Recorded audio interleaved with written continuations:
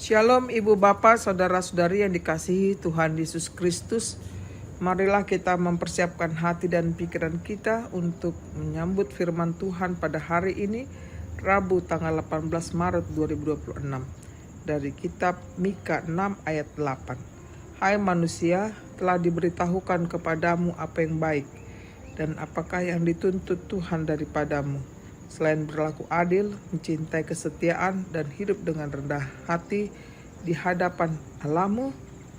Nunga di pabotohon ibana tuho alejolma manang aha na dinggan jala manang aha na niluluan ni Jehovah syakko daholan na mangulahon uhum duhot holong ni roha di habasaon jala marpangalaho haserepon maradopon debatang.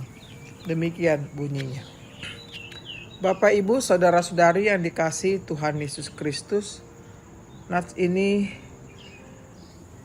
berbicara tentang Nabi Mika yang menjelaskan bahwa manusia bisa menyenangkan Allah itu tidak terlalu sulit untuk dilakukan.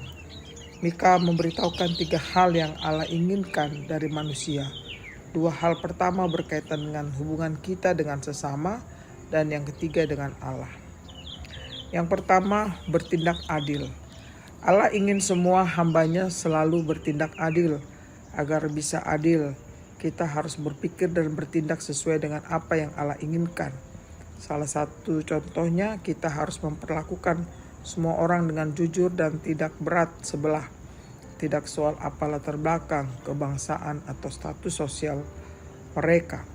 Yang kedua, menunjukkan kasih dengan baik hati dan setia. Ungkapan ini juga bisa diterjemahkan menjadi mengasihi kasih setia. Dalam bahasa Ibrani-nya, kata setia punya arti yang cukup luas. Kata itu tidak hanya berarti setia kepada seseorang. Kata itu juga berarti menunjukkan kebaikan hati dan belas kasihan kepada orang lain, bahkan rela berbuat lebih daripada yang diminta. Allah ingin agar orang-orang yang mau menyenangkan Dia menunjukkan kebaikan hati dan belas kasihan. Tapi bukan hanya itu, Allah juga ingin mereka mengasihi kedua sifat tersebut. Itu berarti umat Allah seharusnya merasa senang saat membantu orang lain, terutama mereka yang membutuhkan. Memberi membuat kita tentunya bersuka cita. Yang ketiga, berjalan dengan sadar diri bersama Allah.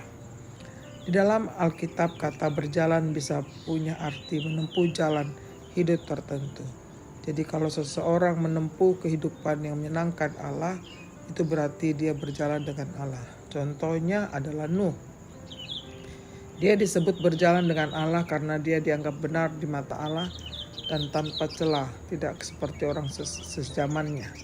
Nah, sekarang bagi kita bisa disebut berjalan dengan Allah kalau kita menjalankan firman Allah, Alkitab dalam kehidupan kita sehari-hari.